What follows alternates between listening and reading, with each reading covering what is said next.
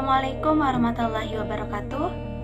Perkenalkan, saya Siti Sultana, mahasiswi Pendidikan Sosiologi 2018, Universitas Sultan Ageng Tirtayasa. Baik, pada materi kali ini kita akan membahas tentang kelompok sosial yang diperuntukkan untuk siswa atau siswi SMA atau MA kelas 11. Materi ini ada pada pembahasan kompetensi dasar 3.1. Adapun tujuan pembelajaran kita yaitu, langsung saja. Di dalam video ini kita akan ada beberapa konten yang akan kita pelajari. Yang pertama yaitu tentang definisi kelompok sosial, yang kedua tentang ciri-ciri kelompok sosial, dan yang terakhir tentang faktor pembentuk kelompok sosial.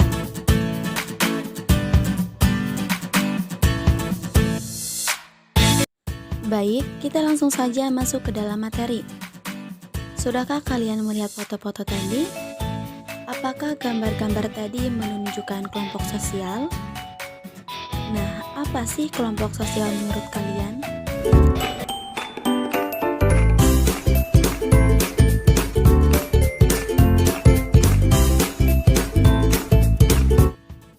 Terus kelompok sama kelompok sosial sama atau beda? Nah, beda dong. Kalau kelompok sosial itu kumpulan manusia yang sama tentang keanggotaan dan saling berinteraksi. Jadi, unsur penting di kelompok sosial itu adalah adanya hubungan dan juga interaksi. Misalnya nih, ketika kita berkumpul di suatu tempat, misal kumpulan orang-orang yang sedang nunggu bis di halte, itu cuma bisa kita bilang sebagai kelompok dan bukan kelompok sosial. Kenapa? Karena orang-orang yang ada di situ tidak punya hubungan dan mereka cenderung sibuk dengan kegiatannya masing-masing tanpa berinteraksi satu sama lainnya.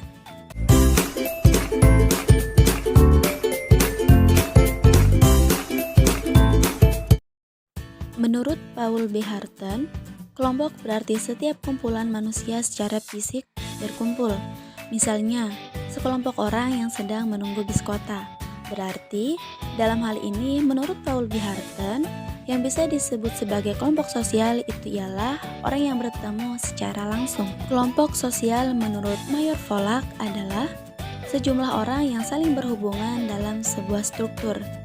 Semisal di sekolah, dalam sebuah organisasi OSIS, dalam organisasi OSIS memiliki struktur ketua, wakil ketua, sekretaris, bendahara, dan kepengurusan yang lain. Menurut Willa Huki, kelompok sosial merupakan suatu unit yang terdiri dari dua orang atau lebih yang saling berinteraksi atau saling berkomunikasi. Selanjutnya, kelompok sosial menurut Robert Camerton adalah sekumpulan orang, bisa 2 atau 3 bahkan lebih. Mereka berinteraksi dengan kegiatan yang tetap dalam kelompok tersebut sesuai dengan pola yang telah mapan.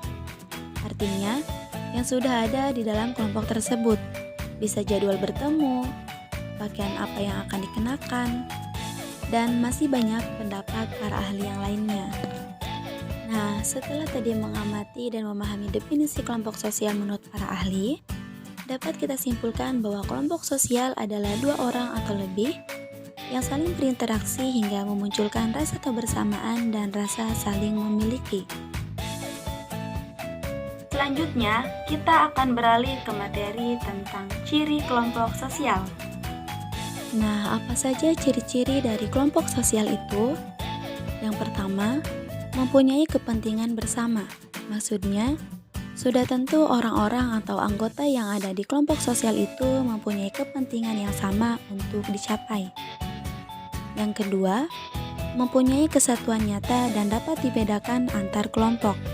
Maksudnya di sini, bahwa sebuah kelompok pasti memiliki ciri khas untuk membedakan dari kelompok lainnya.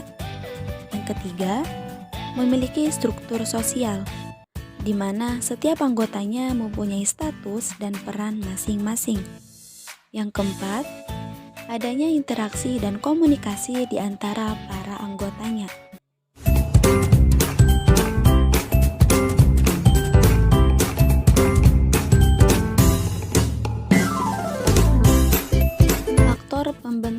kelompok sosial yang pertama yaitu faktor kesamaan daerah asal.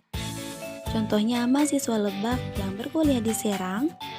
Nah, karena mahasiswa itu sama-sama berasal dari Lebak, mereka membentuk kelompok sosial yang disebut dengan kumpulan mahasiswa Lebak. Selanjutnya, faktor geografis. Faktor geografis ini biasanya berkaitan dengan jarak atau berkaitan dengan lingkungan.